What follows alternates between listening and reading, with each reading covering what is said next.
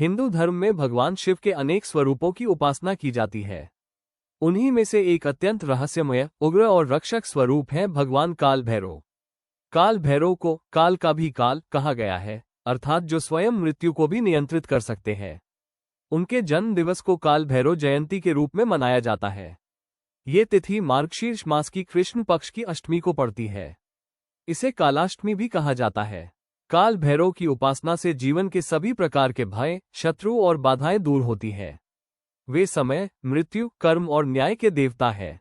जो व्यक्ति भैरव साधना करता है वो निडर, साहसी और आत्मबल से संपन्न होता है। इस दिन प्रातः स्नान कर भगवान शिव और काल भैरव का पूजन किया जाता है।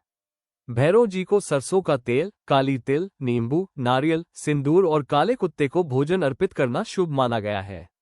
शाम के समय दीपदान, भैरव चालीसा अथवा काल भैरव अष्टक का पाठ अत्यंत फलदायी होता है। भक्तों का मानना है कि जो व्यक्ति इस दिन पूर्ण श्रद्धा से काल भैरव की आराधना करता है, उसके जीवन से नकारात्मक शक्तियां, भय और संकट स्वतः समाप्त हो जाते हैं। भैरव की उपासना केवल भय से रक्षा करने के लिए नहीं, बल्कि अहंकार का दमन और अनुशासन के पालन का प्रतीक भी है। उनका स्वरूप हमें सिखाता है कि समय और सत्य से कोई नहीं बच सकता।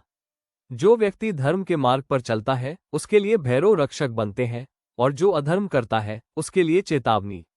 काल भैरव जयंती केवल एक धार्मिक पर्व नहीं, बल्कि यह हमें जीवन की गहराई में समय, सत्य, न्याय और निडरता का पाठ सिखाती है। भगवान काल भैरव की कृपा से हम सभी भय, अहंकार और नकारात्मकता से मुक्त होकर धर्म और कर्तव्य के मार्ग पर दृढ़ रहें, यही इस पावन दिवस का सच्चा संदेश है। जय काल भैरव।